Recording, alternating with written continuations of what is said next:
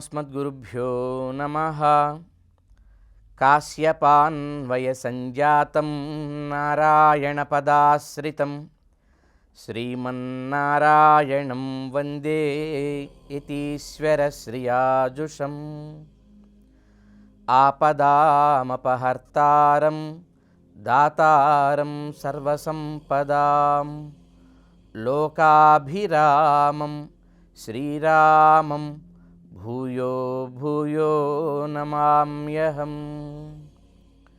मनोजवं मारुततुल्यवेगं जितेन्द्रियं बुद्धिमतां वरिष्ठं वातात्मजं वानरयूथमुख्यं శ్రీరామదూతం శిరసా నమామి.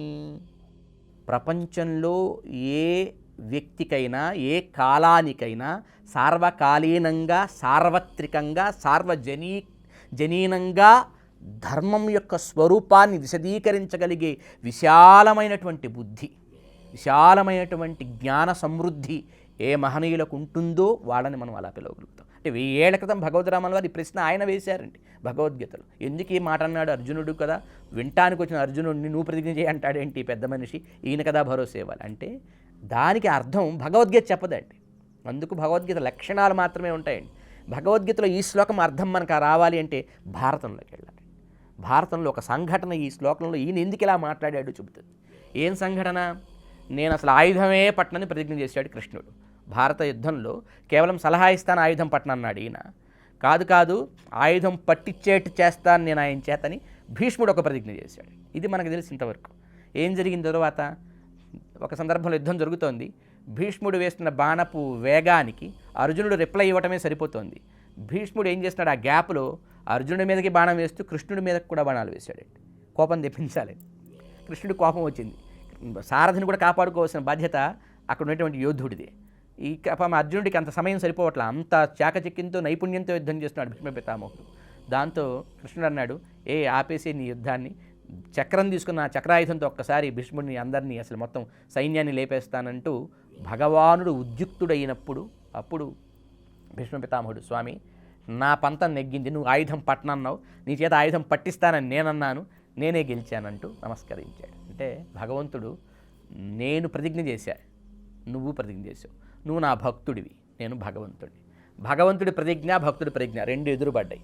దేనికి వాల్యూ ఇస్తాట తెలుసా భగవంతుడు? తన మాట తగ్గిపోయినా పర్లేదు అనుకుంటాడు, తన భక్తుడి మాట గెలవాలని అనుకుంటాడు. ఇది ప్రాక్టికల్గా అక్కడ జరిగింది. కనుక భీష్మ పితామహుడి మాట నెగ్గించడం కోసం కృష్ణుడు ఆయుధం పట్టాడు.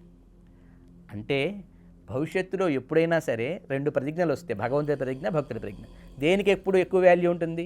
భక్తుడి ప్రతిజ్ఞకే వాల్యూ ఉంటుంది. ఇది ఆల్రెడీ ప్రాక్టికల్గా జరిగింది కాబట్టి, అర్జున నువ్వు నా భక్తుడు కాబట్టి నువ్వివ్వవయ్యా ప్రతిజ్ఞ, నా భక్తులు ఎప్పుడు నశించరనే స్టేట్మెంట్ నేను ఇస్తా, దాన్ని ఓకే చేసేటువంటి ప్రతిజ్ఞ, దాని సాక్షి సంతకం మాత్రం నువ్వు పెట్టు అంటూ భక్తుడైన అర్జునుడి మాట భక్తుడి ఆజ్ఞగా, భక్తుడి ప్రతిజ్ఞగా మరింత శక్తివంతమవుతుంది అని ఆయన అలా మాట్లాడాడు అని భగవద్గీత శ్లోక తాత్పర్యం.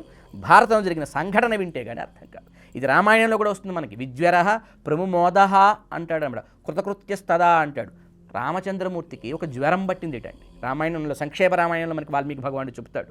ఎప్పుడు విభీషణుడు వచ్చాడు ఆకాశంలోకి యుద్ధరంగంలో, యుద్ధం జరగడానికి ముందు, రామరావణ యుద్ధంకి ముందు విభీషణుడు నలుగురు తన సచివులతో కలిసి, నలుగురు చెలికాండ్రతో కలిసి వచ్చి సర్వలోక శరణ్యాయ రాఘవాయ మహాత్మనః నివేదయత మాం క్షిప్రం విభీషణం ఉపస్థితం అంటూ విభీషణుడు వచ్చి శరణ వేడుతున్నాను, సర్వలోక శరణ్యాయ. ఇది గుర్తుపెట్టుకోవాలండి ఈ పదప్రయోగాన్ని వాల్మీకి రామాయణంలో. రామచంద్రమూర్తి నిజానికి ఒక మనిషి వలే ప్రవర్తించాడు, మనిషిలాగే ఎంత చేయాలి అనేదో మానవ ధర్మాలే ప్రవర్తించాడు. కానీ ఒక దీపాన్ని అరచేతిలో పట్టుకొని ఇట్లా మూసామనుకోండి, ఎంతసేపు మూయగలమండి? ఏదో ఒక చిన్న సందులోంచి ఆ కాంతి బయటకు వస్తుంది. గాలిని గుప్పిట్లో ఇట్లా పట్టి ఉంచగలమా? అది ఏ చిన్న అవకాశం నుంచైనా బయటకు వచ్చేస్తుంది. భగవంతుడు సహజంగా స్వయంగా తన శక్తినంతా మానవాకారంలోకి తెచ్చుకున్నప్పటికీ అనేక సందర్భాల్లో ఒకటిగా రెండుగా అడుగడుగునా అనొచ్చు. రామాయణం ప్రారంభం నుంచి అడుగడుగున ఆ లోపలుండే నారాయణ పరతత్వం బయటకు వస్తుందండి. ఈ మధ్య కొంతమంది బ్యాచ్ తయారయ్యారు జ్ఞానహీనులు, రామనారాయణ అని అనకూడదుటండి.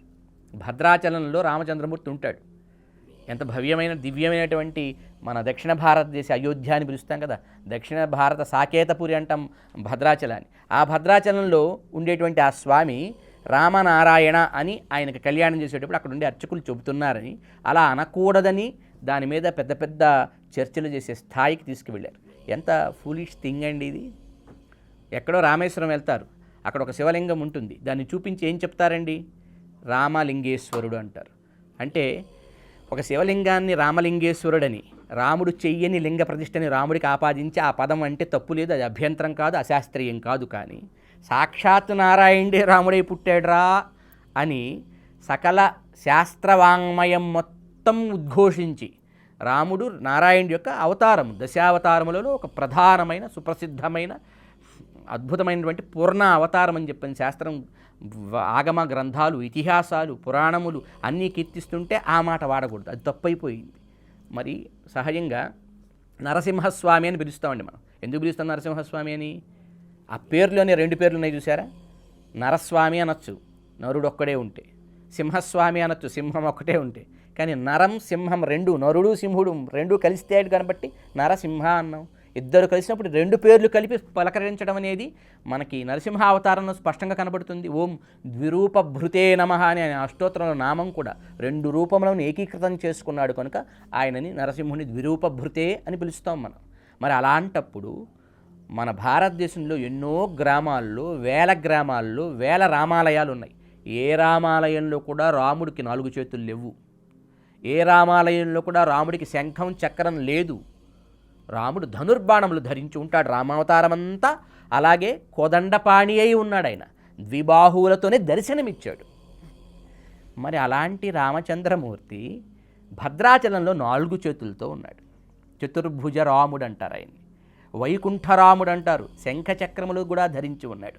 ఇంకా చాలామందికి తెలియని విషయం, ఆయన ఒడిలో కూర్చుని ఉన్న సీతమ్మకి మనకి కనబడే హస్తమే కాక వెనక వైపుకి మరొక హస్తం పద్మాన్ని ధరించి ఉంటుంది, ఆ మూర్తికి వెనక వైపుకి.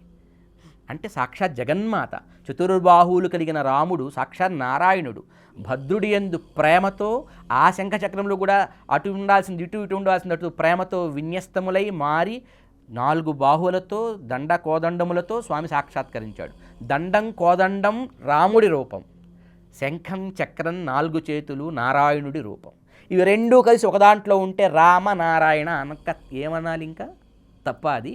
అంటే ఇంత చిన్న కామన్ సెన్స్తో ఉన్న విషయానికి టీవీ డిబేట్లు చర్చలు చేసే స్థాయికి దిగజారిపోయింది ఒక వర్గం అంతా.